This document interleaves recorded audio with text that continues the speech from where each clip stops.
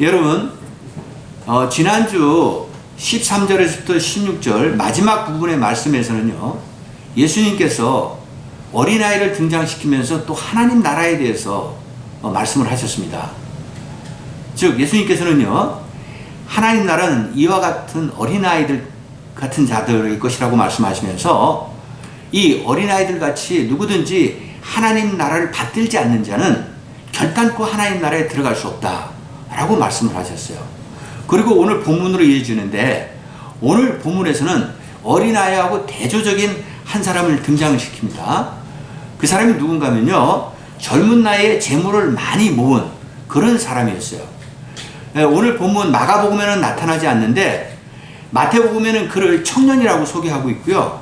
그리고 누가복음에는 그를 관리라고 이렇게 설명을 하고 있습니다. 그러니까 이 사람은 한마디로 말하면 부자 청년이라고 이야기할 수 있는 거예요. 그래서 지금 앞에서는, 그러니까 예수님께서 어린아이를 통해서 어린아이 같은 자들이 하나님 나라에 들어갈 수 있다고 말씀하신 반면에, 오늘 본문에서는 이 부자 청년에 대해서는 뭐라고 말씀하시냐면, 너에게는 하나님 나라의 그 영생을 얻기 위해서는 한 가지가 부족하다고 말씀하세요. 그 부족한 게 뭐냐? 네가 가지고 있는 그 모든 재물을 다 팔아서 가난한 자들에게 나누어 줘야 된다라고 말씀을 하십니다. 그리고 나서 네가 나를 따르라고 말씀을 하셨는데, 이 부자 청년은 예수님의 이러한 말씀을 거부합니다. 따르지 않습니다. 거기에 문제가 지금 나타난 겁니다. 그래서 오늘 본문의 제목을 부자 청년이 하나님 나라에 들어가기 어려운 까닭은이라는 제목을 정해봤는데, 그럼 먼저 이 부자 청년은 왜 예수님의 이 말씀을 거부했는지, 그거에 대해서 우리가 좀 살펴보고, 그리고 나아가서는 예수님께서는 그럼 이 부자 청년에게 어떠한 가르침을 주고 계시는지, 그것을 우리가 함께 생각해 보자는 겁니다. 자, 그런데 먼저 우리가요, 성경의 말씀에서 재물에 대한 말씀을 한 두 군데 찾아보도록 하겠습니다. 먼저 전도서 5장 13절에 보면은 뭐라고 기록하고 있냐면요, 내가 해 아래서 큰 패단되는 일이 있는 것을 보았나니 곧 소유주가 재물을 자기에게 해가 되도록 소유하는 것이라. 지금 전도서는 여러분 그 솔로몬 왕이 쓴 거 아닙니까? 솔로몬 왕이 그 재물의 헛됨과 재물의 허망함에 대해서 지금 강조하고 있는 거예요. 그러니까 재물을 가진 자가 이 재물로 인해서 결국은 자신이 해를 입게 된다 라고 지금 강조하고 있는 건데, 쉽게 말하면 재물 때문에 죄악을 저지르고 재물 때문에 많은 문제를 일으킨다는 것을 지금 이야기하고 있는 겁니다. 여러분, 한 예를 들어서 요즘에 우리나라 최고의 그 대그룹, 그 최고의 위치에 있는 삼성그룹의 이재용 부회장을 한번 보십시오. 그는 재물로 인해서 지금 감옥에 4번씩이나 들어가서 지금 감옥살이를 하고 있어요. 그는 결국 재물로 인해서 죄악을 저지르면서 법의 심판을 받고 있다는 겁니다. 그리고 예수님께서는요, 마태복음 6장 24절에서 뭐라고 말씀을 하시냐면, 한 사람이 두 주인을 섬기지 못할 것이니 혹 이를 미워하고 저를 사랑하거나 혹 이를 중히 여기고 저를 경히 여김이라 너희가 하나님과 재물을 겸하여 섬기지 못하느니라. 지금 예수님께서 여기서 강조하는 것은 재물과 하나님을 동시에 섬기지는 못한다 라고 말씀을 하시는 겁니다. 그러니까 궁극적으로 예수님이 말씀하시는 것은 우리 인간들이요, 재물에 탐욕을 더 내고 재물을 더 섬기다 보면 하나님을 멀리하고 하나님을 떠나게 된다는 거예요. 그러면 결국 그는 재물을 우상시하면서 파멸의 길로 갈 수밖에 없다는 겁니다. 그러니까 구원받지 못하는 삶을 산다는 거예요. 그러니까 우리가 구원받기 위해서는 재물보다 하나님을 우선으로 섬겨야 된다는 겁니다. 하나님을 우선으로 섬기고 예수 그리스도를 믿고 나아갈 때 구원받는 삶을 살고 영생의 축복을 누릴 수 있다 라고 지금 예수님께서 가르쳐주고 계시는 거예요. 그래서 오늘은 이것을 중점적으로 우리가 보면서 오늘 말씀을 함께 생각해 보도록 하겠습니다. 자, 그러면 오늘 말씀 17절을 보시도록 하겠습니다.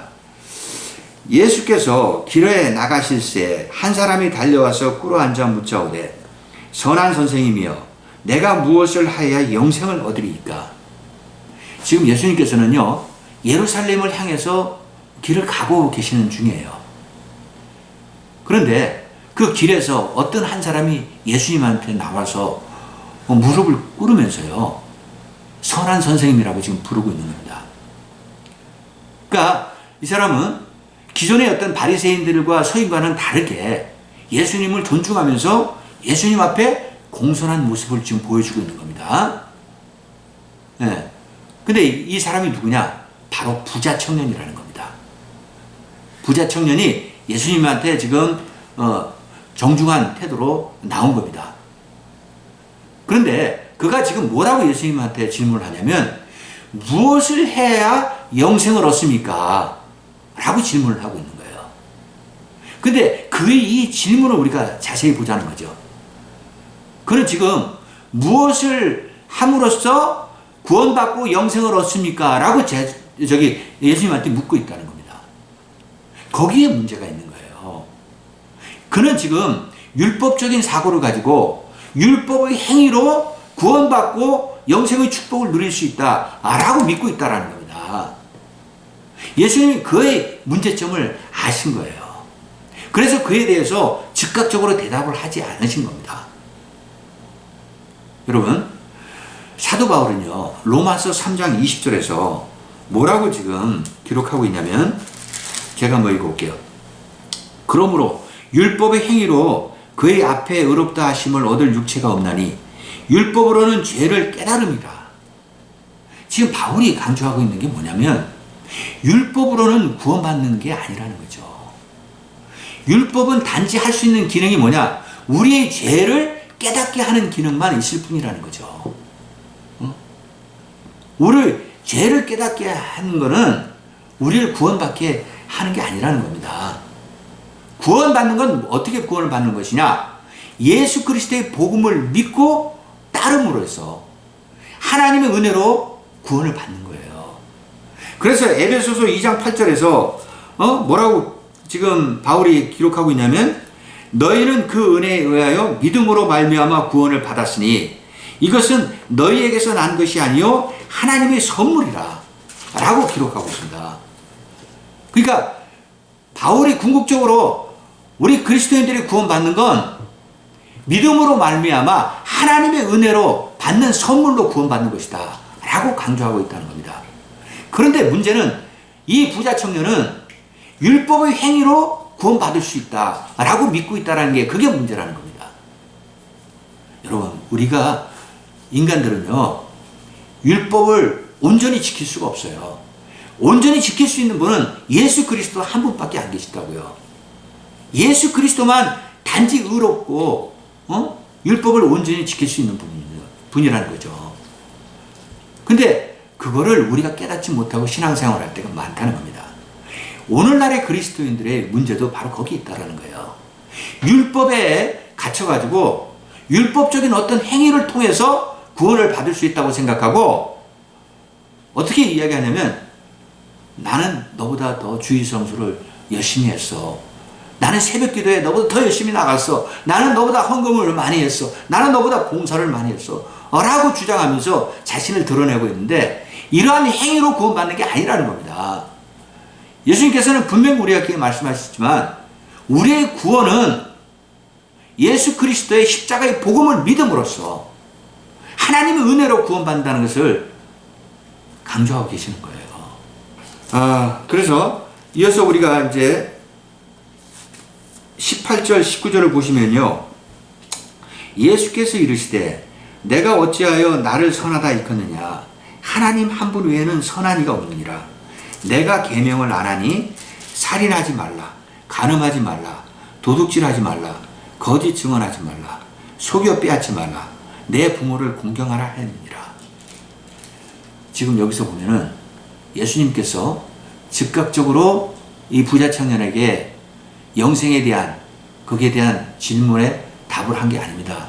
이 부자 청년은 영생에 대해서 지금 깊은 관심을 드러냈지만 예수님께서는 그의 믿음에 문제가 있다는 걸 아시고 즉각적으로 대답을 안 하시고 뭐라고 이야기하셨냐면 네가 나를 선한 선생님이라고 부르는데 진정으로 선한 분은 하나님 한 분밖에 없다 라고 말씀을 하셨습니다.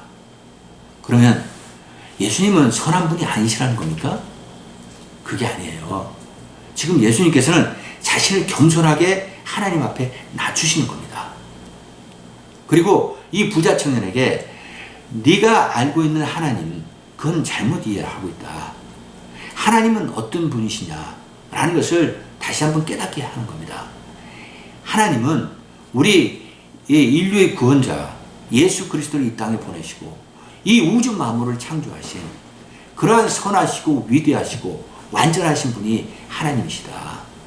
삼일체 하나님이 하나님이시다 라는 것을 강조하고 있다는 겁니다. 그걸 지금 깨닫게 해주시기 위해서 이런 말씀을 하신 거예요. 그런 다음에 예수님께서는 하나님의 10계명 중에서요 앞에 4가지의 계명 그건 하나님과 관계되는 계명이잖아요.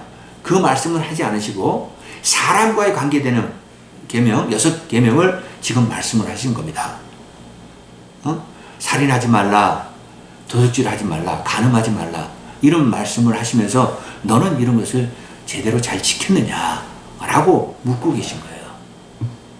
근데 예수님께서는 그럼 왜 하나님에 관한 계명을 묻지 않으시고 사람에 관한 계명만 물으신 겁니까?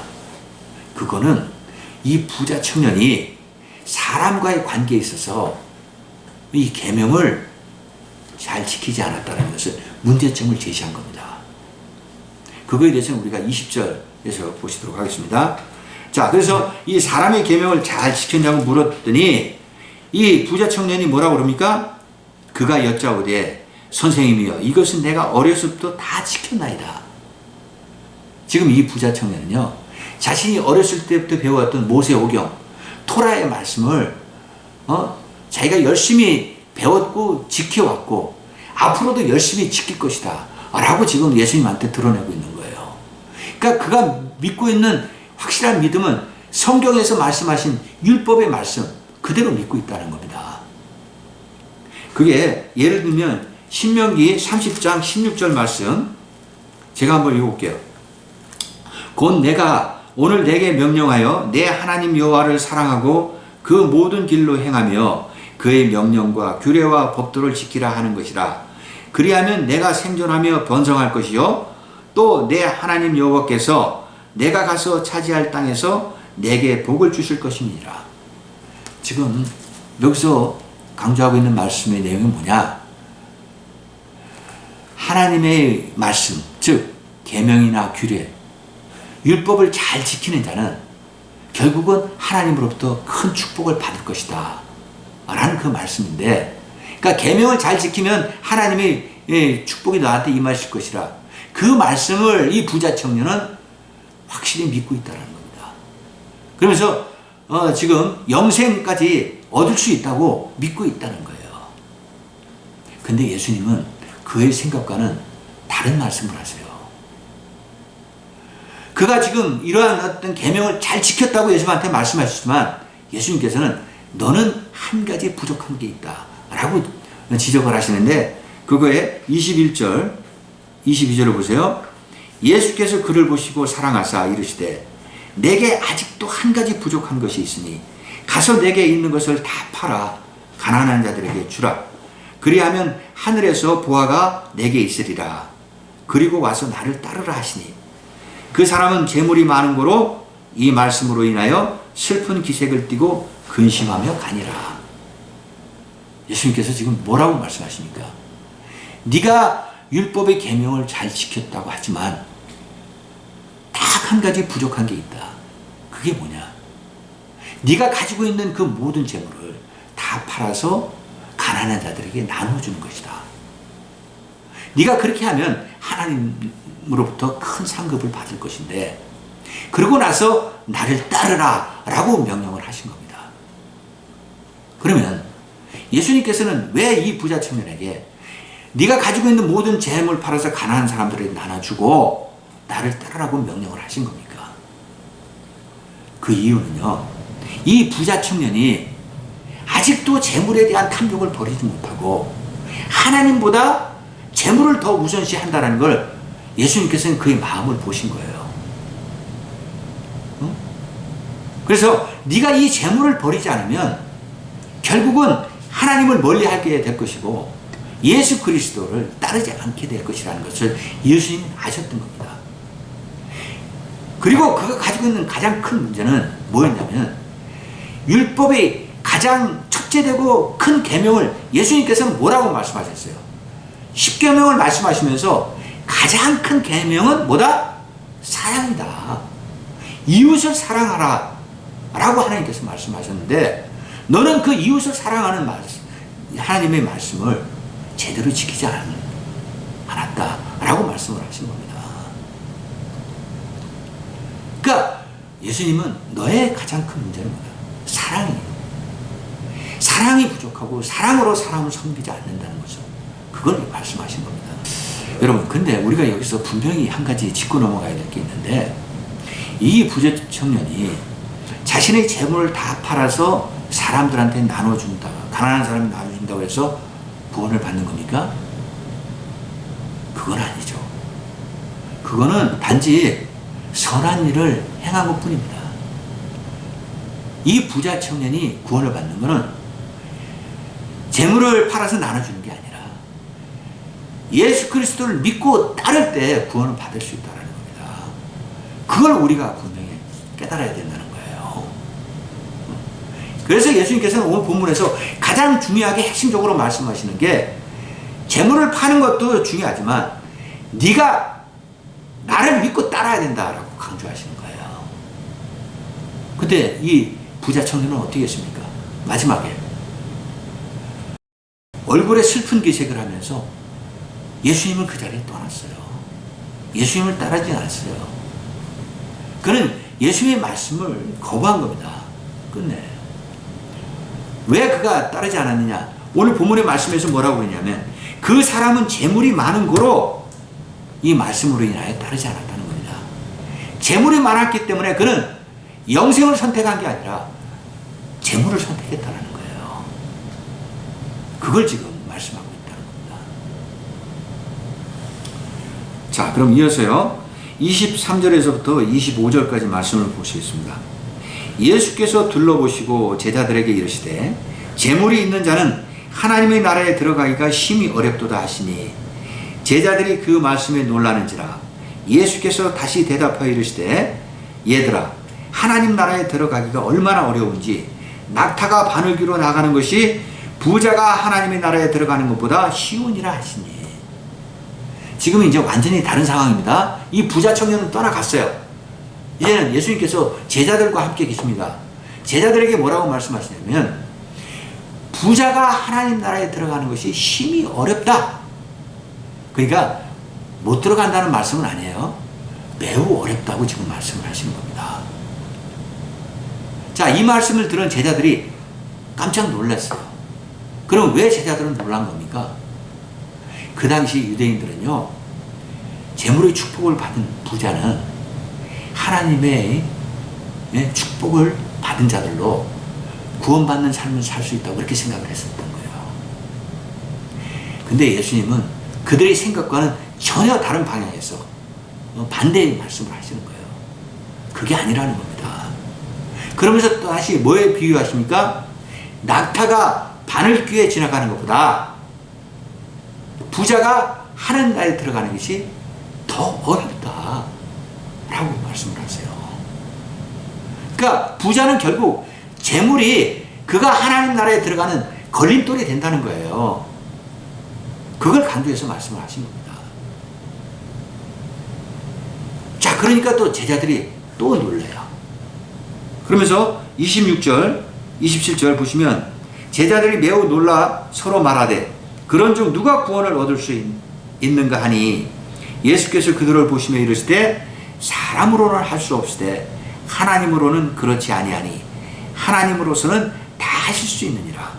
베드로가 여쭈어 이르되, 보소서, 우리가 모든 것을 버리고 주를 따랐나이다. 지금 제자들이 예수님한테 뭐라고 또 놀라면서 이야기하냐면, 그럼 예수님, 누가 구원을 받는 겁니까?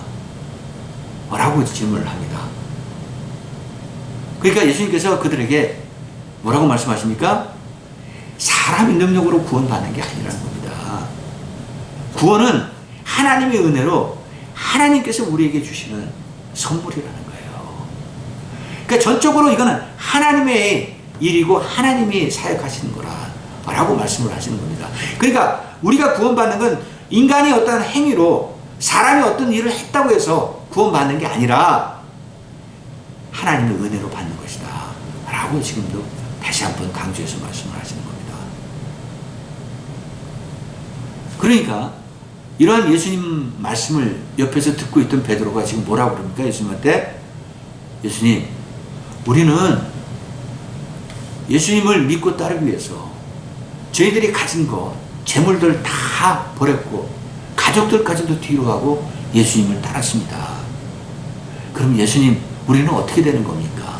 하고 조심스럽게 예수님한테 묻고 있는 거예요. 근데 예수님께서는 이에 대한 구체적인 대답을요, 오늘 본문 마가복음에서는 하지 않는데 마태복음 19장 26절에 보면 뭐라고 지금 말씀하시냐면요, 28절입니다. 예수께서 이르시되 내가 진실로 너희에게 이르노니 세상이 새롭게 되어 인자가 자기 영광의 보좌에 앉을 때 나를 따르는 너희도 12 보좌에 앉아 이스라엘 12 지파를 심판하리라. 지금 예수님께서 뭐라고 그러십니까? 인자가 심판의 보좌에 앉아서 인류를 심판하실 때 너희들도 12 보좌에 앉아서 예수님과 함께 인류를 심판하신다고 그렇게 말씀하세요. 이 얼마나 놀라우신 말씀이에요. 아니, 12 제자가 이런 큰 축복을 받는다는 거예요. 그리고 나서 이어서 오늘 본문에서 또 뭐라고 말씀하시냐면요, 자, 오늘 본문 29절 30절 보세요. 예수께서 이르시되 내가 진실로 너에게 이르노니 나와 복음을 위하여 집이나 형제나 자매나 어머니나 아버지나 자식이나 전토를 벌인 자는 현세에 있어 집과 형제와 자매와 어머니와 자식과 전토를 100배나 받되 박해를 겸하여 받고 내세의 영생을 받지 못할 자가 없느니라. 지금 뭐라고 말씀하시냐면요, 나와, 그러니까 예수 그리스도와 그리스도의 복음을 믿고 따르기 위해서 네가 가진 재물 다 버리고 네가 함께 했던 가족들 다 버리고 따른 자는 세 가지 축복을 말씀하세요. 첫째는 뭡니까? 현세, 네가 살아있을 동안에 너나 네 가족들이 100배나 되는 상급을 받게 된다는 겁니다. 그러니까 이거는 저는 물질적인 축복이라고 보다는 영적인 축복으로 봤어요. 그리고 두 번째는 이러한 축복을 받되 너희들이 고난도 함께 받는다는 겁니다. 사람들로부터 지시당하고 미움을 당하고 그 조롱을 당하는 그러한 시련도 겪게 된다는 거예요. 여러분, 우리 그리스도인들이 많은 사람들로부터 조롱을 받고 멸시를 받고, 뭐 저 같은 경우에도 예수 믿는 것 때문에 부모님부터 정말 많은 고난을 받았어요. 그걸 이야기하시는 거예요. 그리고 마지막 세 번째는 내세 너희들이 영생을 축복으로 받는다는 겁니다. 이거 뭡니까? 다음 세상에서 너희들이 구원받고 영생의 축복을 누리게 될 것이다 라고 예수님께서 지금 강조해서 말씀하고 계시는 겁니다. 자, 그리고 이어서 마지막 절에서는 예수님께서 뭐라고 하냐면, 그러나 먼저 된 자로서 나중되고 나중된 자로서 먼저 될 자가 많으니라. 자, 이와 같은 말씀은 예수님께서 항상 중요한 말씀에서 자주 쓰셨던 말씀인데, 오늘 본문의 내용과 우리가 함께 연결시켜서 생각해 본다면, 구원을 받는 데 있어서 교만한 자는 오히려 나중된 자라 된다는 겁니다. 그렇지만 구원을 받는 데 있어서 겸손한 자, 그런 자는 오히려 첫째가 된다라고 말씀을 하세요. 그러니까 이것을 다시 한번 쉽게 해석하면 어린아이 같이 예수님을 믿고 따르는 자, 그런 자는 정말 꼴찌 같은 자고 존재 가치도 없는 자지만 오히려 그런 자들이 하나님 나라에 들어가고, 부자 청년 같이 예수님을 거부하고 예수님 말씀을 따르지 않는 자들, 예수님을 묻지 않고 거부하는 자들, 그런 자들은 결국에는 하나님 나라에 들어갈 수 없다 라고 예수님께서 말씀을 하시는 거라고요. 사랑하는 여러분, 오늘 말씀을 마무리하겠습니다. 오늘 말씀에서 예수님께서는 우리 그리스도인들의 두 가지 핵심적인 사항을 말씀하셨어요. 첫째는 우리 그리스도인들은 재물이냐 구원이냐를 놓고 봤을 때 우리는 재물을 선택해서는 안 된다는 겁니다. 재물의 탐욕을 내다보면 결국은 하나님과 멀어지고 우리의 구원과 멀어지게 된다는 겁니다. 따라서 우리 그리스도인의 구원은 예수 그리스도를 믿고 따를 때, 그리스도 안에 있을 때 우리가 구원받을 수 있다는 사실, 그거를 지금 강조하고 계시는 거예요. 그 다음에 두 번째, 우리가 살아가는 인간 세상은 항상 첫째가 되고 1등이 되라고 강조한다는 거예요. 그러나 하나님 나라는 그게 아니라는 겁니다. 하나님 나라는 겸손하고 꼴찌 같은 자가 되더라도 정말 이웃들에게 사랑으로 베풀고 섬기고 헌신하고 희생하고 나아가는 자가 진정한 그리스도인이라, 그 지금 예수님께서 강조해서 말씀하고 있다는 겁니다. 오늘 이 말씀을 또 한 주일 동안 묵상하시면서 그리스도 안에서 주님과 동행하시고요, 주님 안에서 승리하는 여러분 되시기를 간절히 축원드리겠습니다.